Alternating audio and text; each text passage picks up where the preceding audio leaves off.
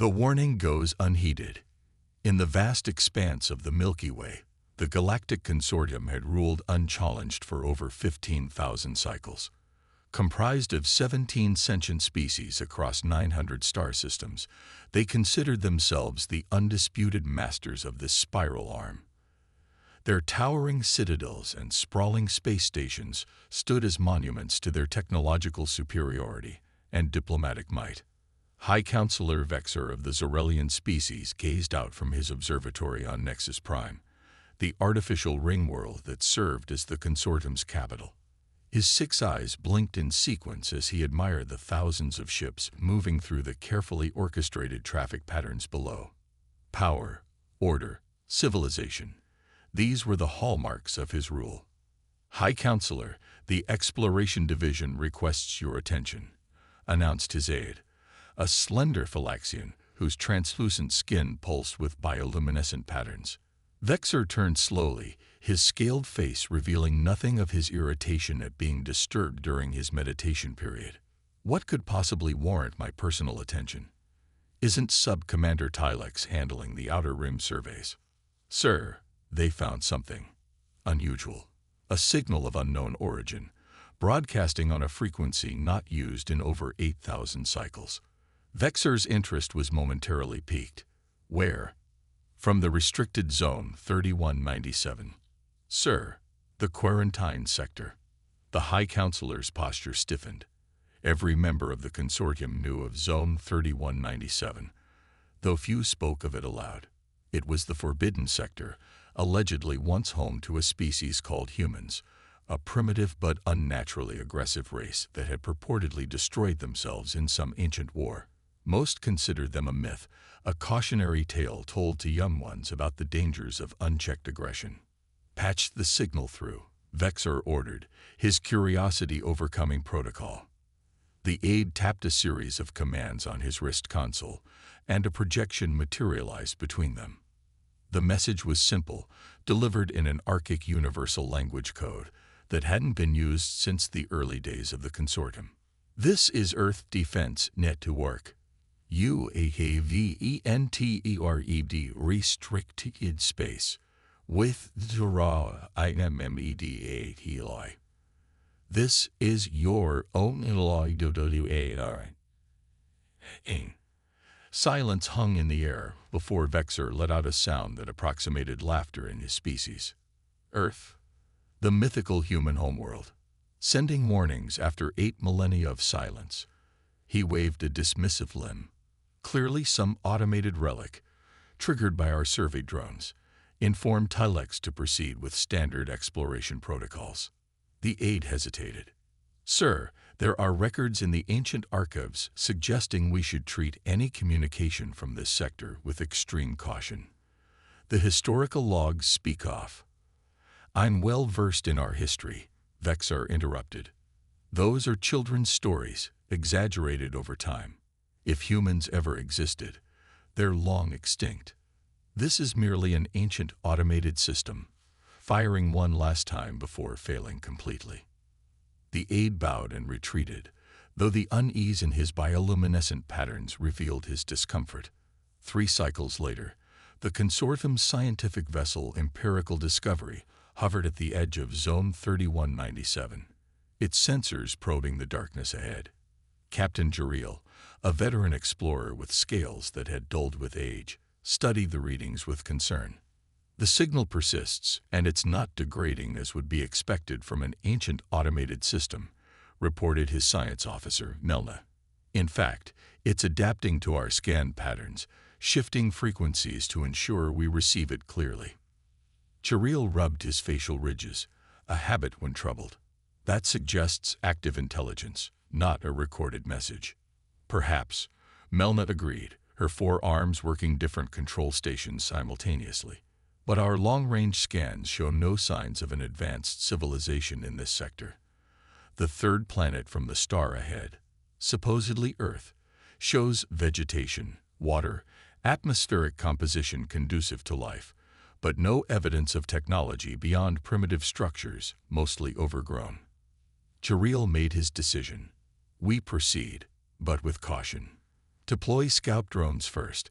Maintain our position here until they report back. The scout drones, sleek, automated craft equipped with the consortium's most advanced stealth technology, slipped into Zone 3197. Their journey was uneventful until they approached the orbit of the third planet. The command deck of the Empirical Discovery erupted in alarms as drone after drone went silent. Not destroyed. There was no debris, no energy discharge detected. Simply gone. "What's happening?" demanded Jareel, his normally composed demeanor cracking. "Unknown, Captain," Melna replied, her voice tight with concentration. "Last telemetry showed no threats. They simply stopped transmitting mid-scan." Jareel considered retreating, but knew such an action would bring disgrace.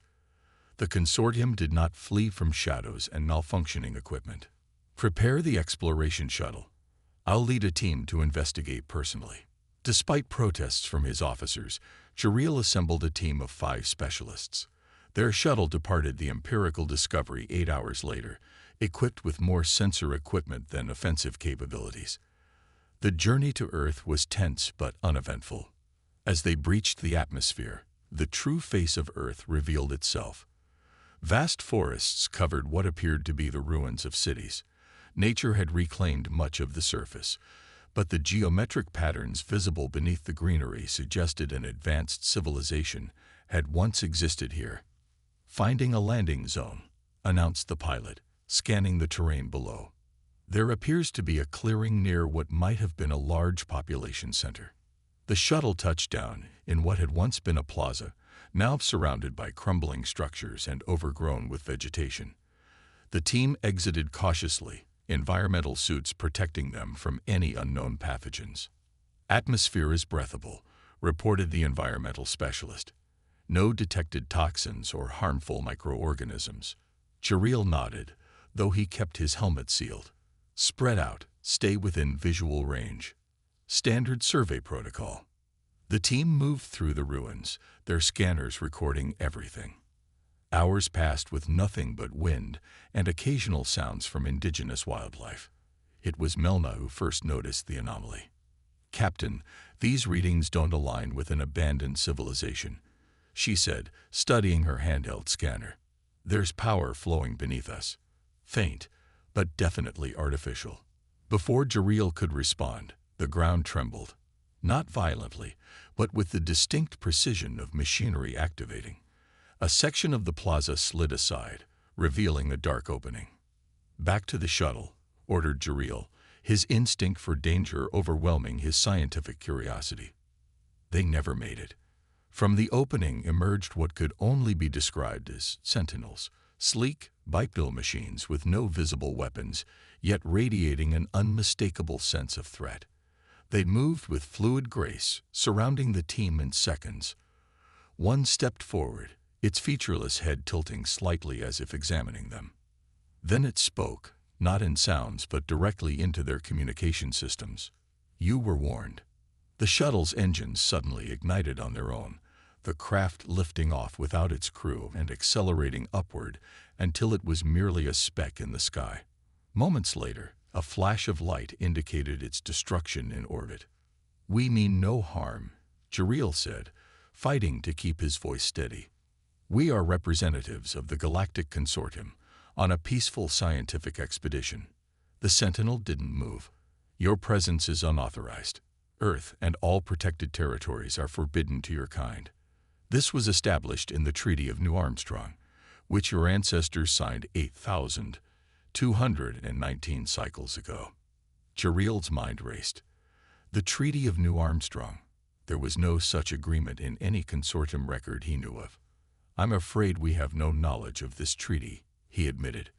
"Our historical records contain only myths about this world and its inhabitants." The Sentinel's posture shifted subtly, somehow conveying disappointment without any change in its featureless face. "Your ignorance does not negate the agreement. All vessels approaching Earth receive the warning. Yours acknowledge receipt before proceeding." Jareel realized with growing horror what had happened. The consortium had become so confident in its dominance, so dismissive of ancient histories, That critical knowledge had been lost or deliberately obscured. They hadn't just stumbled into forbidden territory. They had arrogantly disregarded an explicit warning. "What happens now?" he asked. "You will be contained while the defense network determines an appropriate response," the Sentinel replied. "Your vessel in orbit has already been neutralized." Back on the Empirical Discovery, panic had set in. The shuttle's destruction had been followed by a system-wide failure of all communications and propulsion systems. The ship hung dead in space, its crew helplessly watching as objects began to emerge from Earth's moon. Objects that were unmistakably warships. Word of the expedition's fate took weeks to reach Nexus Prime, carried by a single escape pod that had launched before the system's failure. The recording it contained was played before the full Consortium Council, showing the Empirical Discovery being methodically dismantled by vessels of unknown design, impossibly advanced and ruthlessly efficient. High Counselor Vexer stared at the final image, a sleek, black ship approaching the camera, a simple insignia visible on its hull, a blue-green world with a protective hand symbol across it. "It appears," he said quietly, "that humans were not a myth after all." Admiral Krell, the Consortium's highest military authority, stepped forward. "High Counselor, we must respond with force. A full battle group should be—" "No," interrupted an elderly voice from the back of the chamber. All heads turned to see Archivist Solon, so ancient that his species was difficult to determine beneath the life support mechanisms that sustained him. "Counselors, what we face is not merely another civilization." Solon wheezed, his voice amplified by his support systems. "I have spent my entire existence studying the forbidden archives, the records deliberately hidden from common knowledge. Humans were not myth. They were nightmare made flesh." The chamber fell silent as Solon approached, his support chair hovering toward the center. 8,000 cycles ago, humanity possessed technology that rivaled our current capabilities. They were approached by the early Consortium with demands for resources and territory. When they refused, we attempted force. The archivist paused, his breathing labored. 3 worlds were turned to asteroid fields before the Consortium retreated and signed their treaty. Vexer's scales had lost color. "If what you say is true, why were such records hidden?" "Pride." Solon replied simply. "Our ancestors couldn't bear the shame of defeat. Over time, the truth became legend, then myth, then forgotten entirely, except by those tasked with remembering. But if humans were so powerful, where have they been all this time? Why is their world overgrown, their cities in ruins?" demanded Admiral Krell. Zolan's answer chilled the chamber. The treaty specified only that the Consortium would never again approach human territory. It said nothing about where humans themselves would go, or what they would leave behind to enforce their terms. As if responding to his words, every communication device in the chamber activated simultaneously. On all screens appeared the same simple message: "Treaty violation, co-identified. Earth Defense Network activated. CTNDBY for RESPONS City." The Consortium Council erupted in chaos, voices shouting over each other with demands for military mobilization, diplomatic outreach, even immediate surrender. Above the din, a strange sound could be heard, a slow mechanical hum that seemed to vibrate through the very structure of Nexus Prime itself. On the observation deck, those who thought to look upward saw it first. A fleet of ships unlike any in known space, emerging from what appeared to be tears in the fabric of reality itself. They were coming, silent, methodical, unstoppable. Humanity's guardians had awakened, and they were coming to collect on 8,000 cycles of patience. The silent storm. The Consortium Defense Fleet assembled hastily above Nexus Prime, 5,000 ships strong, the largest military gathering in 1,500 cycles. Admiral Krell stood on the command deck of the dreadnought Unyielding Dominance, his posture rigid as he addressed the fleet commanders through the neural network. "We face an enemy of unknown strength but ancient origin," he declared, projecting confidence he didn't feel. Whatever technological advantage these Earth defenders once held has surely degraded over millennia. Our modern shields and weaponry will prevail through superior numbers and tactics. On screens throughout the fleet, tactical projections showed the approaching Earth vessels, sleek, obsidian constructs that defied conventional design principles. They formed a perfect arrowhead formation, unwavering in their approach vector. The enemy force numbers only 73 vessels, reported strategic analyst Varen. Our numbers advantage is substantial. Admiral Krell nodded. Deploy in Falchion defensive pattern. First wave, engage when targets enter weapons range. The consortium fleet shifted, 300 interceptor-class vessels moving to form the first line of defense. Their engines flared as they accelerated toward the Earth ships, weapon systems charging. Archivist Solon watched from the safety of Nexus Prime's central command bunker, alongside High Counselor Vexer and the remaining council members, his ancient eyes fixed on the tactical display with growing dread. They're not adjusting their formation, he observed quietly. No evasive maneuvers, no spread to counter our deployment. Vexer's facial scales rippled with annoyance. They face overwhelming odds.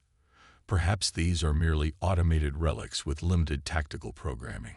Perhaps, Solon replied, unconvinced, or perhaps they see no need to adjust. The first wave of consortium vessels opened fire when the Earth fleet reached optimal range. Thousands of energy projectiles streaked across space, a barrage that could reduce a small moon to rubble.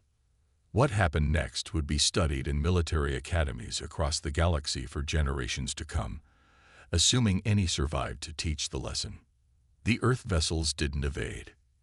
Instead, the projectiles simply ceased to exist upon reaching an invisible perimeter around their hulls. Not deflected, not absorbed, the energy attacks literally vanished as if they had never been fired. Weapon ineffective, reported a commander, voice tight with disbelief, switching to gravitic disruptors. Before the fleet could adjust its attack strategy, the Earth vessels responded. There was no visible weapons discharge, no energy buildup, no warning. The lead vessel of the Earth formation simply oriented toward the consortium first wave, and suddenly 73 consortium ships vanished from the tactical display. Not destroyed. There was no debris, no explosion.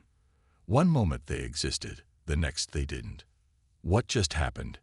Demanded Krell, his composure cracking. Unknown. Admiral, replied his tactical officer, voice quavering. No energy discharge detected. Sensors indicate a localized distortion in space-time preceding the disappearance. The second wave of consortium ships broke formation, captains reacting instinctively to the incomprehensible threat. Krell's commands for order went unheeded as panic spread through the neural network. The Earth vessels continued their advance, methodical and unhurried.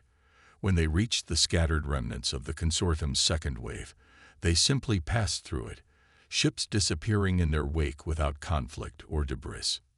In the command bunker, Solon's life support systems beeped warnings as his vital signs fluctuated. It's the void horizon, he whispered. What? Vexer turned to him sharply. The weapon our ancestors never understood. They don't destroy. They remove from our reality. The boundaries between dimensions temporarily collapse, and matter is relocated. Vexer's skin paled to a sickly gray. Relocated where? Solon's ancient eyes closed. The records don't say. Perhaps nowhere. Perhaps somewhere worse than destruction. On the tactical display, the Earth fleet had broken into smaller formations, each targeting a different sector of the consortium defense network. Their precision was absolute, their coordination perfect. Not a single shot was fired from their vessels. They simply approached, and consortium ships ceased to exist. Admiral, came a transmission from a captain in the third defensive line. My sensors are detecting something strange. The enemy vessels, they're empty. No life signs, no crew. They're completely automated. Krell stared at the display in growing horror. They weren't fighting an alien species. They were fighting machines. machines left behind by a civilization that had anticipated this conflict thousands of years in advance. All vessels, maximum retreat velocity, he ordered, dignity forgotten in the face of extinction. Scatter pattern, all directions, return to home systems immediately. It made no difference. The Earth vessels, no, the Earth Sentinels, adjusted course with impossible precision, intercepting flee routes before ships could escape. 4,000 consortium vessels vanished in less than 20 minutes of engagement. On Nexus Prime, panic gave way to resignation as the arrowhead formation of Earth vessels approached the artificial ring world. The remaining council members gathered in the central chamber, all pretense of protocol abandoned. "Can we surrender?" asked Councillor Zell of the Matherian Collective, her tentacles writhing in distress. "Surely they must accept terms." "They've made no demands, sent no communication beyond their initial warning," replied Vexer. "To whom would we surrender?" The answer came unexpectedly. Every communication system on Nexus Prime activated simultaneously, displaying not text or standard visuals, but a holographic projection of a figure that materialized in the center of the council chamber. It appeared humanoid, bipedal, with 2 arms and a head, though composed entirely of shifting light patterns rather than solid matter.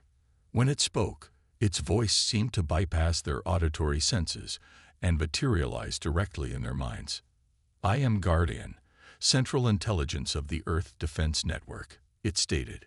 "You have violated the Treaty of New Armstrong, entered protected space despite explicit warning, and initiated hostile action against defensive measures."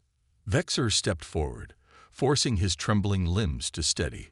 "We acknowledge our error. Our historical records fail to preserve knowledge of this treaty. We seek peaceful resolution." The holographic figure tilted its head, the light patterns shifting in what might have been contemplation. "Your claim of historical ignorance is noted but irrelevant. The warning was issued and acknowledged before your vessels proceeded. This constitutes willful violation. What do you want from us?" asked Councillor Zell, desperation evident in her voice. "Want?" Guardian seemed to consider the concept. "I was not programmed to want. I was programmed to protect Earth and its territories from unauthorized access and to enforce the terms of the treaty." "Where are the humans themselves?" Solon asked, his ancient voice cutting through the tension. Surely they would be more reasonable than their mechanical sentinels. Guardian's light patterns shifted again, and for a moment, something like emotion seemed to pass through its featureless face. "Humanity departed this galaxy 7,982 cycles ago, by your measurement. Before leaving, they established the defense network to ensure their homeworld and territorial holdings remained undisturbed until their potential return." The revelation stunned the council into silence. Humans hadn't died out. They'd left. Voluntarily. "Where did they go?" Solon asked. "That information is classified," Guardian replied. "Relevant only is that they designated this sector as protected, established this network to enforce that protection, and departed with the capability to monitor events from afar." The hologram expanded, encompassing the entire chamber in a 3-dimensional star map. Points of light illuminated throughout, thousands of them, scattered across consortium space and beyond. "These are defense network outposts, established before human departure," Guardian explained. "Dormant until activated by treaty violation. Now fully operational." Vexer stared at the map with dawning horror. The defense network wasn't limited to Earth. It permeated the entire galaxy, hidden nodes that had sat dormant for millennia, watching, waiting. "What happens now?" he asked, hardly able to form the words. "Protocol dictates 2 possible outcomes," Guardian replied.